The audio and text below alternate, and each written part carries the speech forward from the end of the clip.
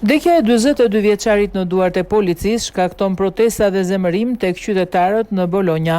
Protestues, aktivistët të drejtave të njerëzit dhe politikanë shprehën zemërimin e tyre në Bologna të Italisë, pasi një person humbi jetën teksa mbahej i arrestuar nga policia e cila nuk reagoi teksa ai kërkonte ndihmë.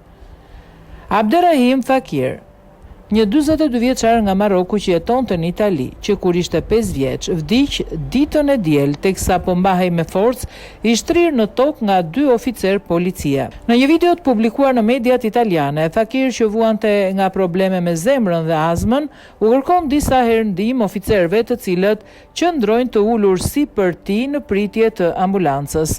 Kur ai ndalon së lëvizuri, policia ja lidh kyçet dhe vetëm pak minuta më vonë bashkë me infermierët e ambulancës efektivët kontrollojnë shenjat e tij të jetës.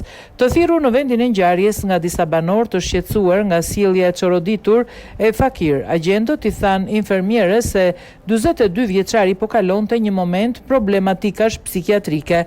Incidenti është lidhur me vrasjen e George Floyd 6 vjet më parë në Shtetet e Bashkuara të Amerikës dhe gjithashtu është krahasuar me taktikat e përdorura nga agjentët federal amerikan të Agjencisë për Emigracionin dhe Doganat në drejtimin e presidentit Trump. Incidenti shkaktoi protesta në Bologna gjatë të cilave pjesëmarrësit bëjnë thirrje për drejtësi dhe zbarjen e së vërtetës. Edhe partitë e opozitës e denoncuan sjelljen e oficerëve.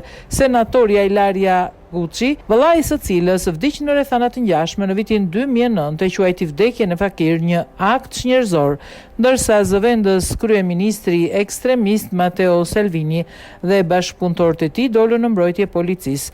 Prokurorët në Bologna kanë nisur një hetim mbi ngjarjen dhe u kanë kërkuar 2 oficerëve pamje të regjistruara nga kamera trupore.